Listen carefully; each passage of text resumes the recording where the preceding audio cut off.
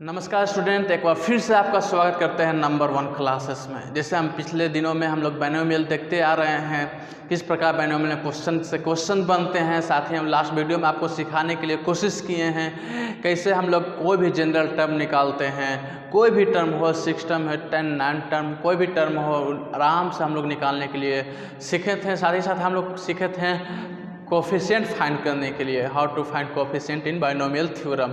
इन सारे प्रकार के क्वेश्चन को हम लोग आसानी तरीक़ों से सीखने के लिए कोशिश किए थे। तो आज भी हम लोग एक और आगे हम लोग सीखने जा रहे हैं बाइनोमियल थ्योरम में, वो है independent term and middle term. आज दो चीज़ हम लोग सीखेंगे और बाइनोमियल थ्योरम में ये बहुत ही अच्छी चीज़ है। इस हमेशा इंडिपेंडेंट से और मिडिल टर्म पूछा जाता है, इसलिए आपको ये जानना बहुत ज़रूरी है ताकि आप बाइनोमियल थ्योरम का कोई भी क्वेश्चन को आसान तरीके से बना सकते हैं। चलिए हम पहले हम शुरू करते हैं इंडिपेंडेंट। क्या होता है इंडिपेंडेंट? तो क्वेश्चन इस प्रकार का रहता है, find the term of independent of x in x + 2y के पावर 5। तो इस प्रकार का क्वेश्चन है। तो आपको बता दें कि पहले मतलब समझ लीजिए कि इंडिपेंडेंट का मतलब क्या होता है। तो इंडिपेंडेंट के हिंदी कहते हैं आज़ाद या कहते हैं स्वतंत्र। तो ऐसा टर्म फाइंड करना है जो x से क्या है, इंडिपेंडेंट ऑफ x। यहाँ ध्यान से देखिएगा, इंडिपेंडेंट ऑफ x, ऐसा टर्म हमको फाइंड करना है जिससे x से आज़ाद रहे और टर्म x का पावर हो सके 0 हो सकते हैं। मान लीजिए यहाँ x का पावर 1 है, तो इसका पावर 1 है, यानी इसके साथ पावर लगा हुआ है, 1 पावर है। जब इसका पावर हम लोग 0 कर देते हैं तो समझिए कि ये पावर 0 कर देते हैं, तो मतलब ये इंडिपेंडेंट कहलाता है। तो कई बार क्या पूछता है, find the term of x का पावर 0। जब x का पावर 0 में पूछते हैं तो उसको हम कहते हैं इंडिपेंडेंट, जहाँ x का वैल्यू 0 हो। जिस टर्म में पूछा गया इंडिपेंडेंट ऑफ x, सीधे लिखा गया इंडिपेंडेंट ऑफ x। तो पहले इंडिपेंडेंट का मतलब क्या हुआ, जहाँ ऐसा टर्म हमको फाइंड करना है जहाँ x का पावर 0 हो। x के पावर क्या होता है 0। ऐसा टर्म हमको फाइंड कीजिए, find the term of independent of x, जहाँ x से आज़ाद हो, x का पावर 0 हो, ऐसा टर्म हमको फाइंड कीजिए। और एक्सपेंशन दिया हुआ है x + 2y के पावर 5। तो सुनिए, आपको हम एक बात सिखाते हैं। यहाँ क्वेश्चन ध्यान से देखिएगा, x + 2 का पावर 5 है। तो इस प्रकार का क्वेश्चन एग्जाम में इंडिपेंडेंट के लिए कभी नहीं पूछेगा। ये आपको समझाने के लिए आपको इस एग्जाम्पल को लिए हैं। क्यों नहीं पूछेगा? यहाँ आप आसानी तरीके से दिमाग लगा कर भी यहाँ इंडिपेंडेंट टर्म फाइंड कर सकते हैं। किस प्रकार आपको बताते हैं। मान लीजिए आपको क्या बताए थे कि x + 2y टर्म कितना है, यहाँ कितना है 2 है, एक्सपेंशन ऑफ टर्म कितना है 2 है, यहाँ पावर कितना है 5 है। तो इसका नंबर ऑफ टर्म्स कितना बनेगा n + 1, यानी 5 + 1, तो क्या हो जाएगा 6। तो इसका नंबर ऑफ टर्म कितना बनेगा, 6 टर्म बनेगा। समझ में आया? आपको हम सिखा रहे हैं, केवल दिमाग से इस प्रकार का क्वेश्चन नहीं पूछता है, क्योंकि इस प्रकार के क्वेश्चन आप खुद बता सकते हैं। सो कौन सा टर्म इंडिपेंडेंट होगा वो क्या हो सकता है, इसमें कोई ज़रूरत नहीं है हमको ज़्यादा डीपली जाने के लिए। लेकिन आपको सिखा रहे हैं इस एग्जाम्पल लेने के लिए, ताकि आपको दिमाग में अट सके। तो ध्यान से सुनिएगा, यहाँ नंबर ऑफ टर्म कितना बनेगा 6। तो पहला टर्म क्या बन जाता है x का पावर 5। समझ में आया? तो हमको क्या करना है, x के पावर 0 पहुंचाना है। नंबर ऑफ टर्म कितना बनेगा 6 पड़ेगा। जब x के पावर 5 बनेगा, आगे जाके x के पावर 4 होगा, x पावर 1 आएगा, तो कितना टर्म हो जाएगा 5 टर्म हो जाएगा। और 6 टर्म में जब छठा टर्म पहुंचेगा तो x के पावर क्या हो जाएगा 0 हो जाएगा। x के पावर क्या हो जाएगा, इसको हम एक्सपेंड करेंगे तो x पावर छठा टर्म में क्या हो जाएगा, सोचने वाली बात है। 6 टर्म में क्या हो जाएगा, x पावर 0 हो जाएगा। और वही हमको फाइंड करने के लिए, find the term of independent of x, मानी छठा टर्म में क्या हो जाएगा, x के पावर 0 हो जाएगा। हम लोग आसान तरीके से जान सकते। क्यों? क्योंकि केवल यहाँ एक जगह x दिया हुआ है, यहाँ 2y है, तो यहाँ इस प्रकार का हम लोग छठा। तो r बराबर क्या हो जाएगा, जब हमको 6 टर्म निकालना है तो r बराबर क्या हो जाएगा 5 हो जाएगा। चलिए इस क्वेश्चन को हम लोग किस प्रकार हम लोग इंडिपेंडेंट फाइंड करते हैं उस विधि से फाइंड करेंगे, ताकि आपको पूरी समझ में आ जाएगा। चलिए हम लोग सीरियल बाय सीरियल करते हैं। किस प्रकार करते हैं, चलिए सबसे पहले देखेंगे कि हम लोग क्या लगाएंगे। यहाँ हम लोग वही फार्मूला लगाएंगे, r + 1 फार्मूला लगाएंगे। क्या हो जाएगा, NCR ए के पावर n माइनस आर और b के पावर r, जहाँ हमको दिया हुआ है n बराबर 5, c r बराबर मालूम नहीं है, मान लीजिए अभी x के पावर क्या हो जाएगा n माइनस r, हमको मालूम नहीं है कौन सा टर्म है, और b के पावर क्या हो जाएगा 2y के पावर क्या हो जाएगा r, तो r लिखेंगे। चलिए अभी यहाँ देखिएगा n बराबर क्या है 5 था, यहाँ 5 लिखें। अभी जब इस प्रकार का हमको क्वेश्चन रहता है, जब इस प्रकार का क्वेश्चन हमको इंडिपेंडेंट फाइंड करने के लिए रहता है, तो क्या होगा, जब 5 माइनस आर है तो 5 माइनस आर है तो बराबर हम लोग क्या करेंगे 0 कर देंगे। ध्यान से सुनिएगा, जब हमको इस प्रकार का इंडिपेंडेंट टाइम फाइंड करना है तो हमको 5 माइनस आर जितना ही x का पावर रहेगा उसको बराबर हम लोग क्या करेंगे 0 कर देंगे। तो r बराबर हमको फाइंड हो जाएगा 5, r बराबर फाइंड हो जाएगा 5, और इस r बराबर 5 को हम लोग यहाँ पुट करेंगे। तो देखिए किस प्रकार यहाँ पुट होगा, तो यहाँ आप लोग मान लीजिए r बराबर 5 यहाँ लिख दीजिए, r बराबर 5, तो क्या हो जाएगा 5c5 x के पावर 5 माइनस 5 और 2 के पावर 5, और यहाँ देखिए 5c5 है, 5c5 का वैल्यू क्या होगा 1, अब x के पावर क्या हो जाएगा 5 माइनस 5 क्या हो जाएगा 0, और 2 के पावर 5 करेंगे तो 32 हो जाएगा, और y के पावर क्या हो जाएगा सबको इंटू में कर दीजिए, तो हमारा आंसर क्या आएगा 32, x के पावर 0 और y के पावर क्या है 5। जब x के पावर 0 हम लोग नहीं लिख सकते हैं, इस टर्म को देखिए x से आज़ाद है, x के पावर का है, x के पावर 0 है, तो इसको हम लोग कहते हैं, यही है हम लोग को फाइंड द टर्म जो फाइंड करना था। तो कौन सा x बराबर जब 5 है तो क्या हो जाएगा यहाँ tr+1 होता है, क्या होता है tr+1, तो r क्या है 5+1, यानी टर्म हमको 6 जो टर्म मिला, जो हमको 6 टर्म मिला, और 6 टर्म में क्या पाया जाता है 32 y के पावर 5, x के पावर क्या हो जाएगा 0। इस प्रकार हम लोग क्या होता है इंडिपेंडेंट का क्वेश्चन बनता है। लेकिन हम क्या बताएं, इस प्रकार का क्वेश्चन नहीं आएगा। क्या हम लोग क्वेश्चन दिए थे x+2y, यहाँ हम लोग आसान तरीका से क्या बताए थे कि 6 टर्म में क्या होगा, 6 टर्म में इंडिपेंडेंट होगा x से, हम लोग पहले ही जान सकते हैं। लेकिन अब क्वेश्चन ये है कि एग्जाम में आता कैसे है क्वेश्चन, इंडिपेंडेंट का क्वेश्चन किस प्रकार आता है वो हमको बताइए। चलिए इसको आप थोड़ा नोट डाउन कर लीजिए, हम बताएंगे किस प्रकार क्वेश्चन आता है। चलिए नेक्स्ट क्वेश्चन क्या है, find the term of independent of x इन, क्या है इसका एक्सपेंशन क्या दिया हुआ है 2x² + 1 डिवाइडेड x के पावर क्या है होल पावर क्या है 12 है। चलिए इस प्रकार का क्वेश्चन एग्जाम में आता है, तो यहाँ यूनिक क्या है, यहाँ क्यों इस प्रकार क्वेश्चन आता है, ध्यान से देखिएगा इस क्वेश्चन क्या है, क्या खास है क्वेश्चन में, यहाँ ध्यान दीजिएगा। मान लीजिए इसका होल पावर क्या है 12 है, यहाँ देखिएगा यहाँ भी x है, इस चीज़ को नोटिस कीजिए, यहाँ भी x² है, इसका 1/x यहाँ भी x है। जब दो टर्म x यहाँ भी है, यहाँ x यहाँ भी है, तो आप नहीं बता सकते हैं बिना फार्मूला का कि कौन सा टर्म इंडिपेंडेंट होगा x का। मेरी बात को समझ रहे हैं, क्योंकि यहाँ डिवाइडेड 1/x के x है, 1/x है, इसकी वजह से क्या होगा जब पावर ऊपर जाएगा क्या होगा, मान लीजिए करेंगे तो इसका होल पावर क्या हो जाएगा, यानी 1 का पावर 12 होगा, x का पावर क्या हो जाएगा 12, और जब ये ऊपर जाएगा तो x की पावर माइनस बन जाएगा, -12 होगा। जब -12 होगा यहाँ से भी कुछ पावर होगा 24 कुछ भी होगा समथिंग होगा, तो क्या होगा यहाँ माइनस है यहाँ प्लस है, हर टर्म में क्या हो जाएगा कटते कटते कहीं कुछ और टर्म रहेगा। समझ में आ रहा है मेरी बातों को, कुछ और टर्म रहेगा, x के पावर डिफरेंट रहेगा।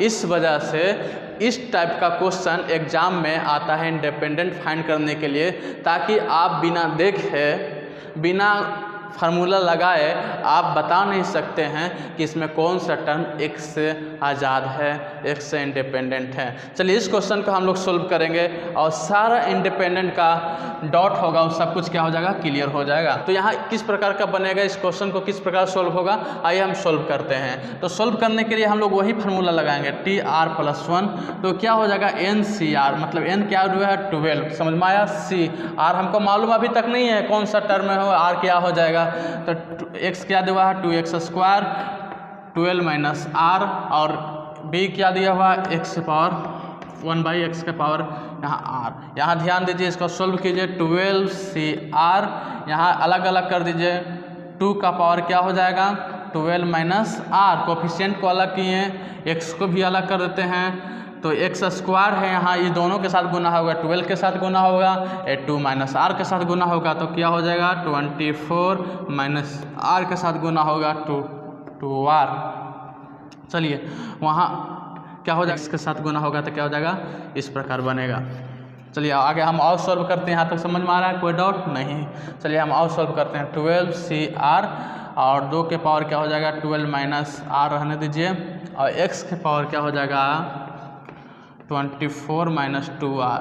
यहाँ एक बात को आपको सिखाने के लिए कोशिश कर रहे हैं जो आप जानते हैं, लेकिन फिर से रिवीजन करा रहे हैं। जब पावर नीचे रहता है, जब हर में रहता है, जब ऊपर जाता है तो माइनस हो जाता है। यहाँ x के पावर क्या हो जाएगा, जब ऊपर जाएगा अंश में जाएगा तो क्या हो, x के पावर x उसका पावर माइनस r हो जाएगा। तो x यहाँ गुना होगा तो क्या होगा x होगा, जब पावर गुना होगा तो माइनस r आएगा, जब ऊपर चल जाएगा तो क्या हो जाएगा माइनस r आएगा। 2 करेंगे 24 माइनस 2r और माइनस r क्या हो जाएगा 3r।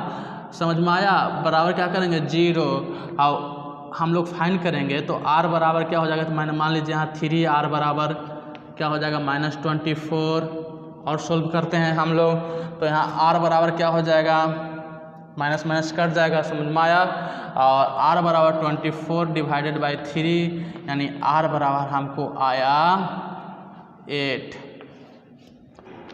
r बराबर 8 है, इसको हम लोग क्या करेंगे, जहाँ जहाँ r है वहाँ रखेंगे तो क्या हो जाएगा, ध्यान दीजिएगा 12c8 r बराबर है, यहाँ क्या है 2x²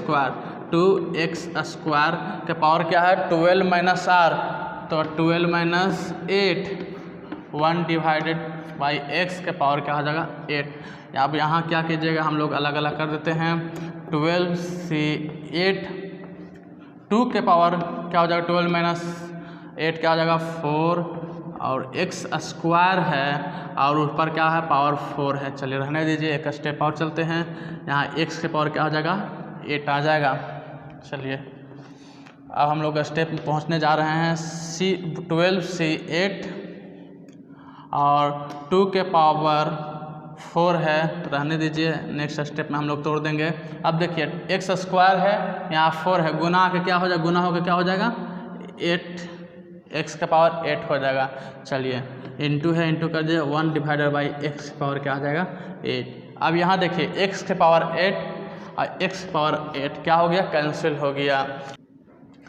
अब क्या बच गया 12c8, जब 12c8 की जगह 495 आएगा और 2 का पावर 4 की जगह क्या आएगा 16 आएगा। इन दोनों को गुना कीजिएगा क्या आ जाएगा 7920।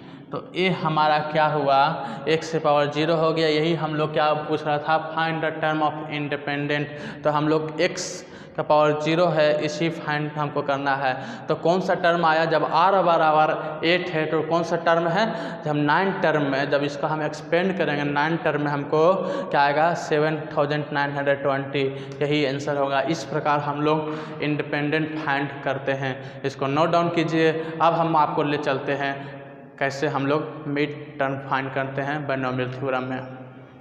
अब हम लोग सीखेंगे मिडिल टर्म के बारे में। तो देखिए मिडिल टर्म का मतलब क्या होता है, मिडिल टर्म का मतलब होता है बीच की संख्या, बीच का टर्म। समझ में आया? तो बीच का टर्म कहने का मतलब जब हम लोग बायनोमियल थ्योरम में एक्सपेंड करते हैं, जब कोई भी एक्सपेंशन को एक्सपेंड करते हैं तो उसमें कई टर्म आते हैं, नंबर ऑफ संख्या की टर्म ज़्यादा होता है, और उनमें से हमको बायनोमियल में क्या करता है, जब मिडिल टर्म का उसका हमको बीच का टर्म, जो मिडिल टर्म है उसको हमको बीच का टर्म का करना है, फाइंड आउट करना होता है। तो मिडिल टर्म फाइंड आउट करने के लिए आप किताब को देखिएगा, अलग अलग किताब को देखिएगा, कई बार आपको कन्फ्यूजन हो सकता है, क्योंकि मिडिल टर्म ध्यान दीजिएगा किस प्रकार को हम सिंपल वे में साधारण एग्जाम्पल से ए प्लस बी का होल स्क्वायर ए प्लस बी का क्यूब पहले शुरू करते हैं मिडिल टर्म को, उसके बाद हम लोग भारी एग्जाम्पल को, अच्छे एग्जाम्पल को देखेंगे। आपको हम बेसिक पहले समझाने के लिए कोशिश करते हैं मिडिल टर्म किस प्रकार निकलता है बाइनोमियल थ्योरम में।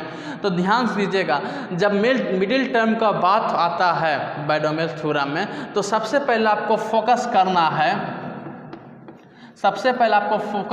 है पावर पर कि जो एन की संख्या है, जो पावर की संख्या इंडेक्स की संख्या है, या तो इवन है या ऑड है।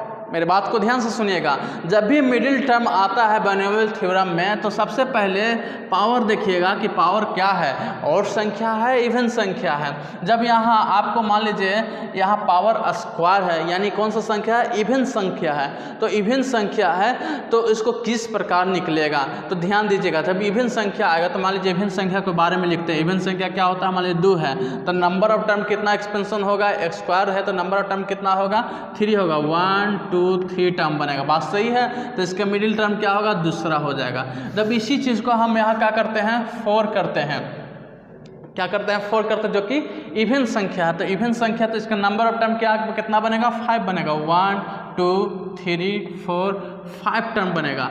इसका मिड सम क्या, मिडिल संख्या क्या है, मिड टर्म क्या है, 3 हो जाएगा।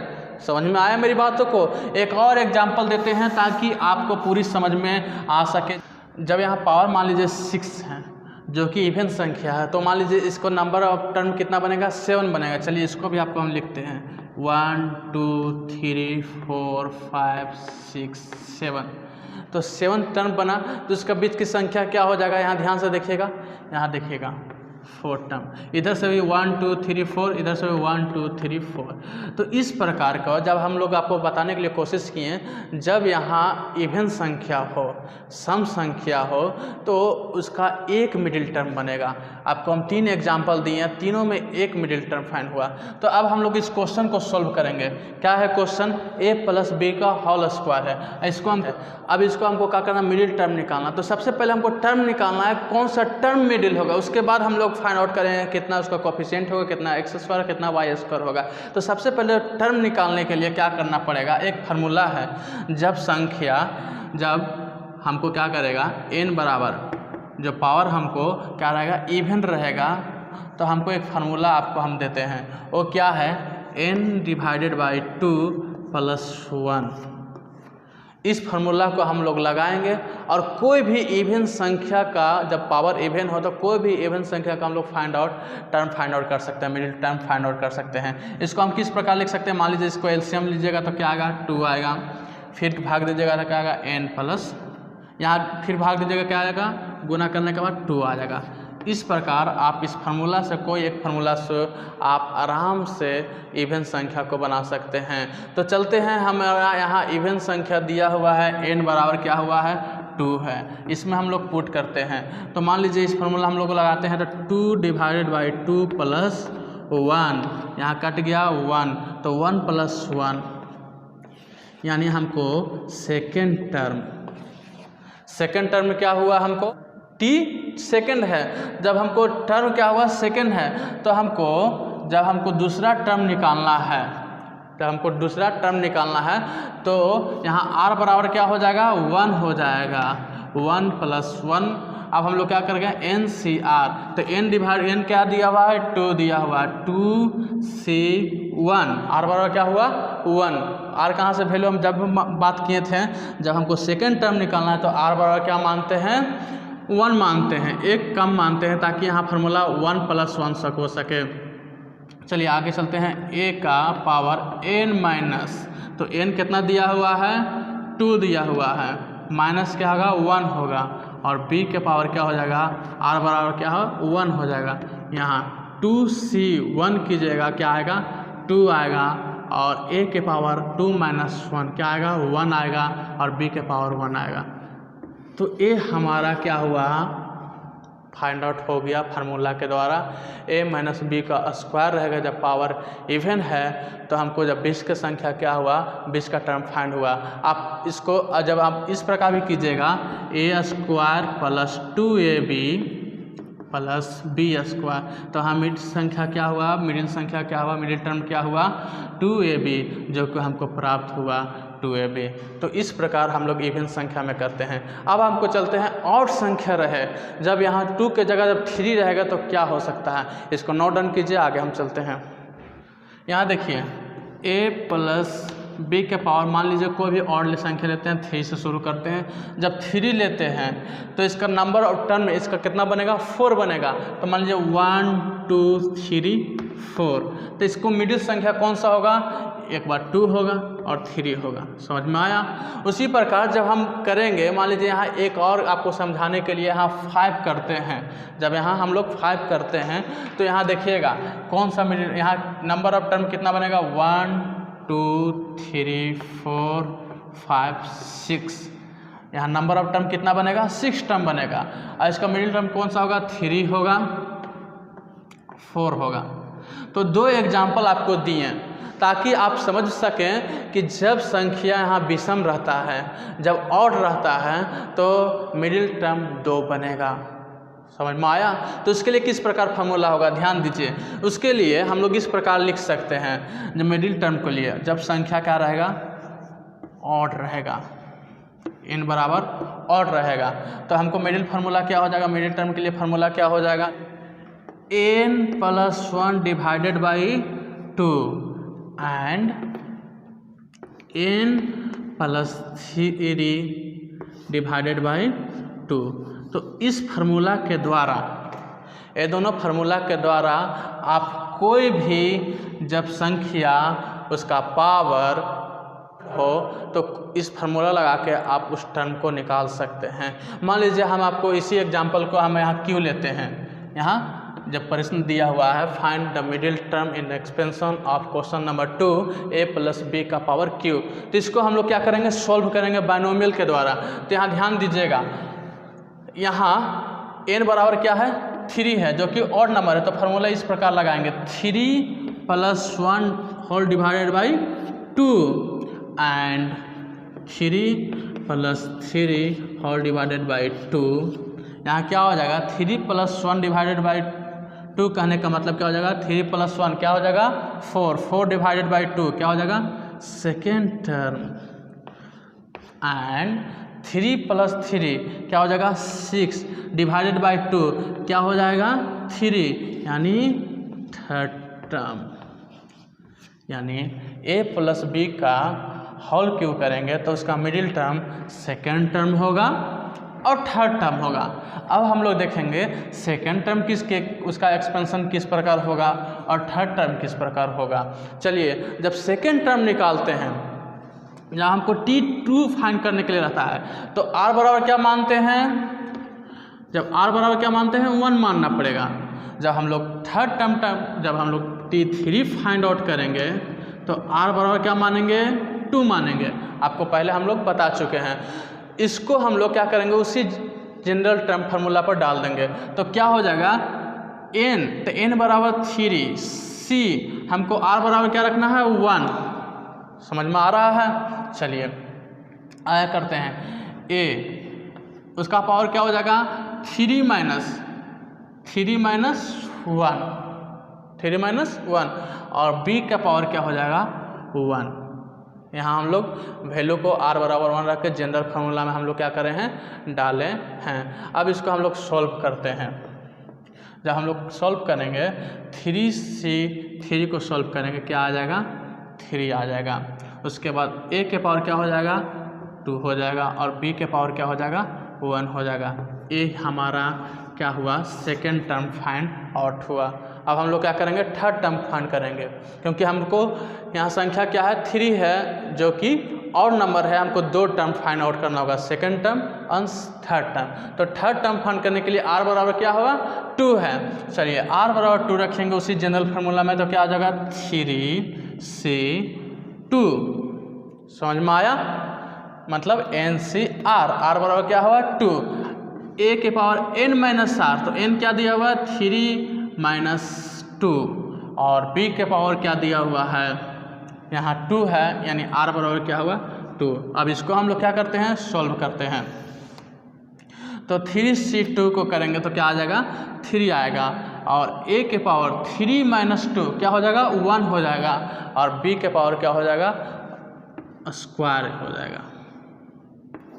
तो इस प्रकार हमको 2 टर्म फाइंड हुआ, 3a² b, यहाँ थर्ड टर्म को हुआ 3ab²। आपको हम प्रूफ करके दिखाते हैं कि क्या होता है जब इसको हम अरेंज करते हैं, ताकि आप पूरा समझ में आपको आ सके। ध्यान दीजिएगा, आपको इतना आसान तरीका से बताने के लिए कोशिश कर रहे हैं। आप इस फार्मूला को जानते हैं, a + b का पावर जब q रहता है तो क्या होता है aq + 3a² b + 3ab² + b का पावर q। तो यहाँ देखिए सेकेंड टर्म क्या हुआ है 3a² b, और थर्ड टर्म क्या हुआ है 3ab²। तो जो कि हमको सेकेंड टर्म निकला हुआ है, यहाँ देखिए जो हमको थर्ड टर्म निकला हुआ है यहाँ लिखे। तो इस प्रकार इन दोनों फार्मूला के द्वारा हम लोग कोई भी मिडिल टर्म को निकालते हैं। अब आपको एक अच्छा बड़ा क्वेश्चन आपको दिखाते हैं, ताकि आपको सारा डाउट क्लियर हो सके।